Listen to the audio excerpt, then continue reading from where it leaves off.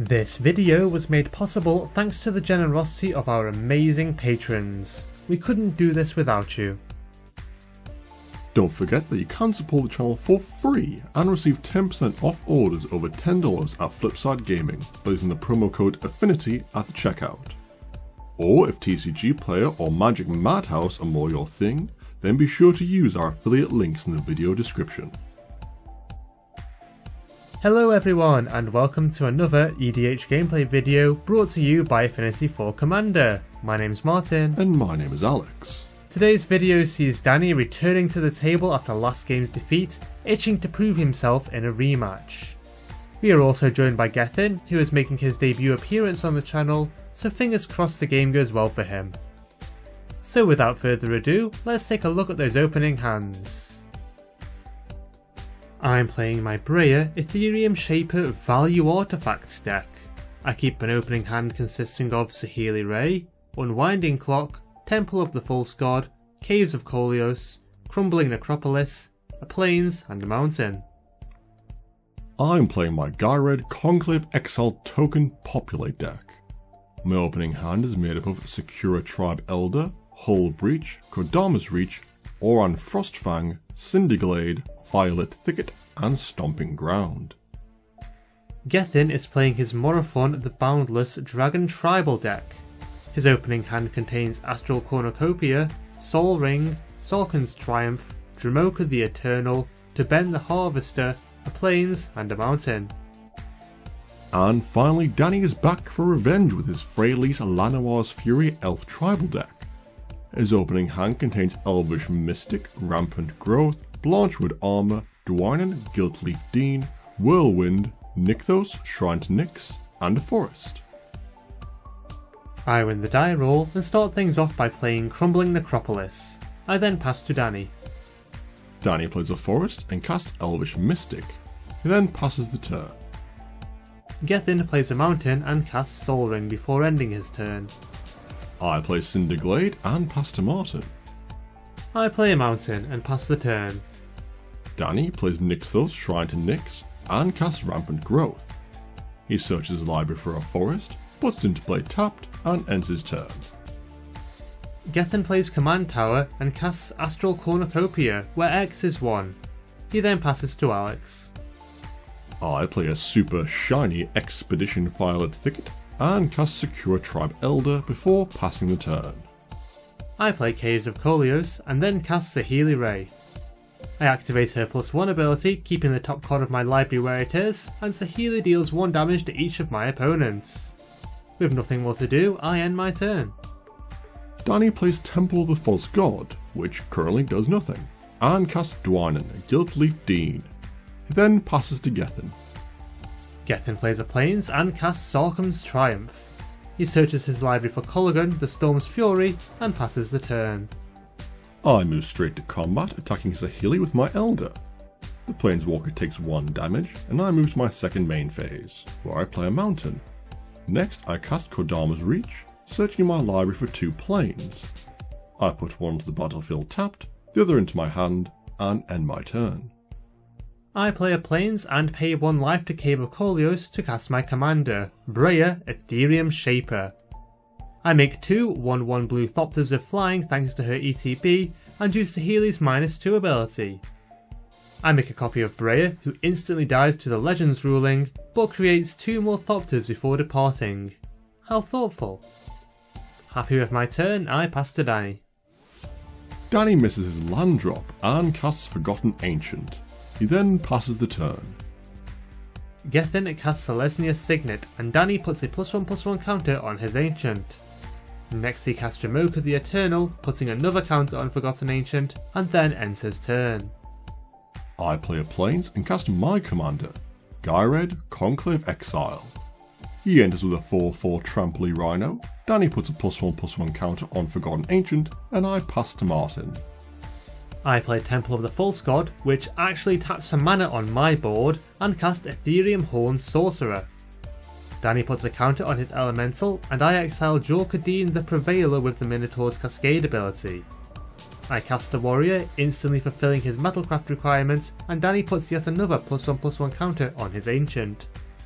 Next I use the Healy's +1 ability, scrying the top card of my library to the bottom and dealing my opponents 1 damage.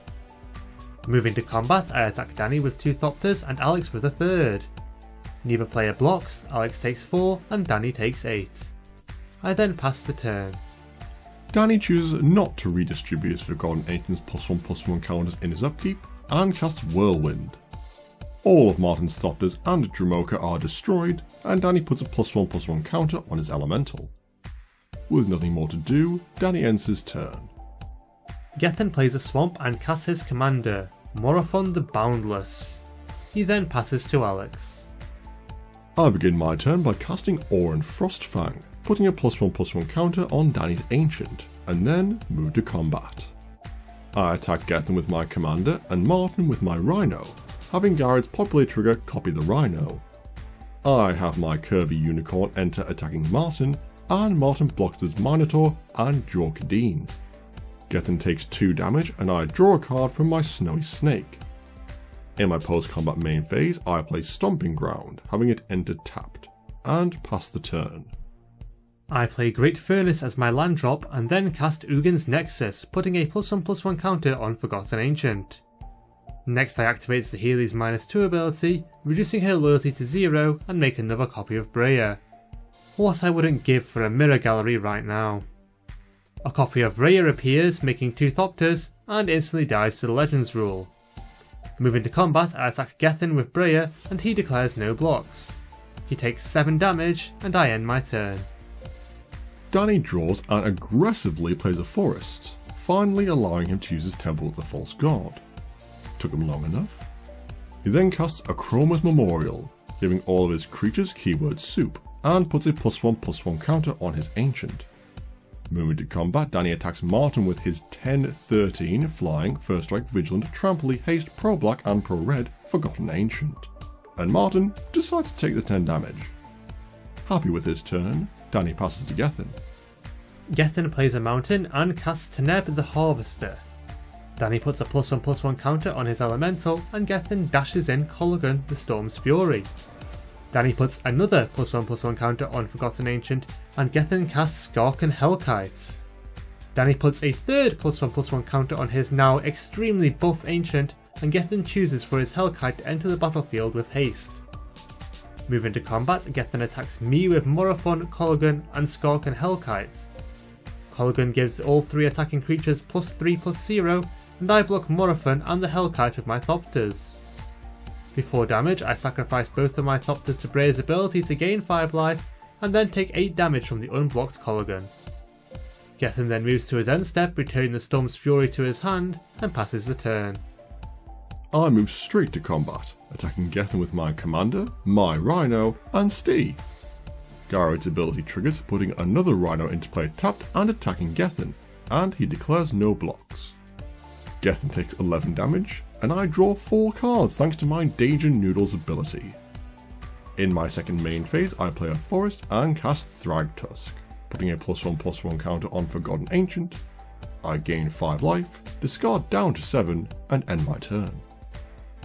I play Underground River, paying a life to tap it for a blue mana.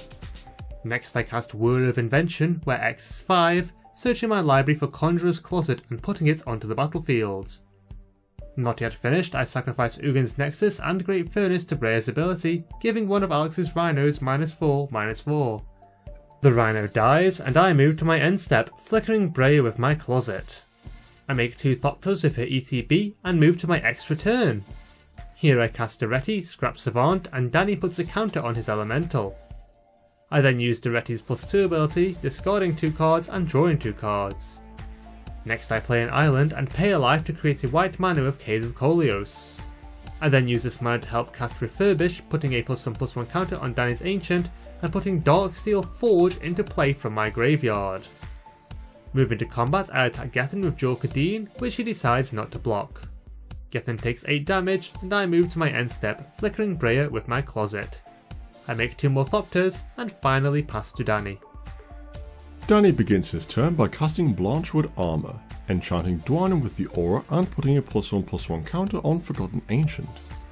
Next he casts Cultivator of Blades, putting another counter on his Ancient, and chooses for the cultivator to enter with 2 +1/+1 counters on it. Moving to combat, Danny attacks Martin with his 2023 Forgotten Ancient, me with Dwynen, and Gethin with his cultivator and Mystic. He gains 3 life thanks to Dwynen's ability. Gethin is unable to block given that Danny's creatures have protection from black, I choose not to block anything, and Martin puts his 4 indestructible Thopters in front of the Colossal Elemental.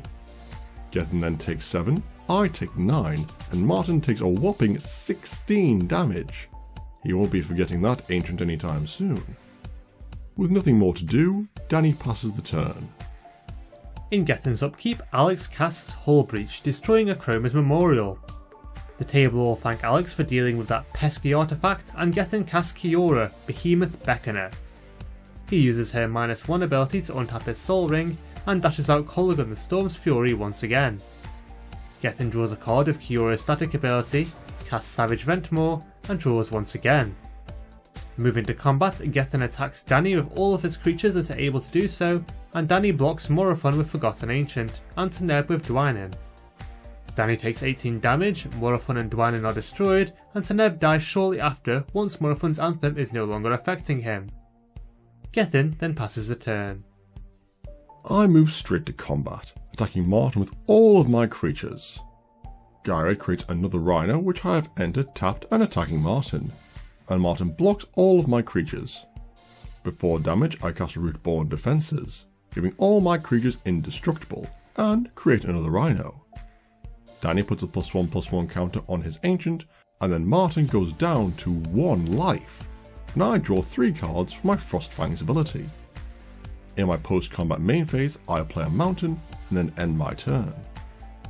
I start my turn by casting Duretti, Ingenious Iconoclast, putting a +1/+1 counter on Danny's Elemental, because everyone knows 2 Goblin Planeswalkers are better than 1.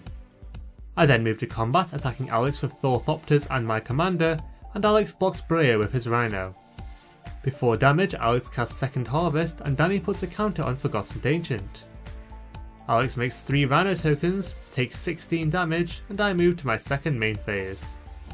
Here I use my original Duretti's -2 ability, sacrificing a Thopter to put the Unwinding Clock in my graveyard onto the battlefield.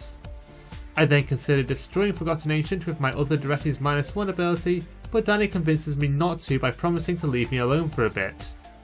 I instead use his +1 ability to make a 1/1 colourless construct with Defender, and move to my end step.